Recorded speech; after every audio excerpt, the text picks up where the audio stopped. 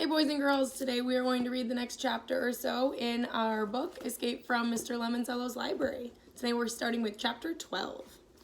Chapter 12. Will everybody please line up behind that far desk in the front of the children's room? Said Dr. Zinchenko, gesturing towards one of the wooden tables in the outermost ring of the room. How many of you are familiar with Mr. Lemoncello's classic board game? Hurry to the top of the heap. 12 hands shot up. Very good, said Dr. Zinchenko. Overhead, the Wonder Dome dissolved into a gigantic curved heap box top. This will be a live, three-dimensional version of that game. Each of you will be asked a trivia question. If you are able to answer it correctly, you will roll the dice and advance the equivalent number of desks. When you return to the starting point, you will move to the next center of circles. When you complete that ring, you will move on to the next, and so on. Once you make it all the way to my desk at the center, you will be declared the winner. But we don't have any dice, said Yasmin Snyder. Oh, yes, you do. See that smoky glass panel in the center of the desk? It is actually a touchscreen computer, currently running Mr. Lemoncello's dice rolling app. Simply swipe and flick your fingers across the glass to toss and tumble the animated dice. Dr. Zinchenko placed a stack of red cards on her desk. She looked like the host of a TV game show. Before we begin, are there any questions? Charles Chillington raised his hand. Yes, Mr. Chillington. What will the winner win? After all, the prize is the most important part of any game. Kyle didn't totally agree, but he was too excited about playing the game to say anything. Tonight's first prize, said Dr. Zinchenko, is this golden key, granting the winner access to Mr. Lemoncello's private and very posh bedroom suite on the library's third floor.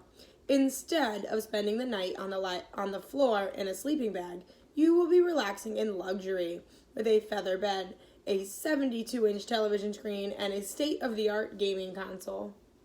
Okay, Kyle was definitely interested in this particular prize. Judging from the wide-open eyes and chorus of oohs and wows around him, so was everybody else. Dr. Zinchenko flipped over the first question card. What Major League pitcher was the last to win at least 36 games in one season? 6 players got it wrong before Kyle got it right. Denny McLain. Correct. He swiped his glass panel and rolled a 10, then advanced 10 desks around the room. What United States Navy ship was once captured by the North Koreans? Miguel nailed that one. The USS Pueblo. He flew 12 spaces around the room. What did Apollo 8 accomplish that had never been done before? Akimi, Andrew Peckelman, and Kayla Corson struck out on that one, but Charles Chillington knew the answer. It was the first spacecraft to orbit the moon. Correct. Chillington rolled a 5, landing him in last place. Kyle's next question was tougher. Who was famous for saying, "Book 'em, Dano"? That guy from Hawaii 5-0. Please be more specific. The one with the shiny hair. Jack Lord. That is correct. Kyle breathed a sigh of relief. Thank goodness he and his dad sometimes watched reruns of old TV shows from the 1960s. But when he flicked the computerized dice, his luck hit a brick wall. He rolled snake eyes and moved up 2 measly desks. Meanwhile, Miguel went down with a question about Barbra Streisand. Kyle wasn't exactly sure who she was. And Charles Chillington surged ahead with a correct answer about the Beatles' Hey Jude and a double sixes roll.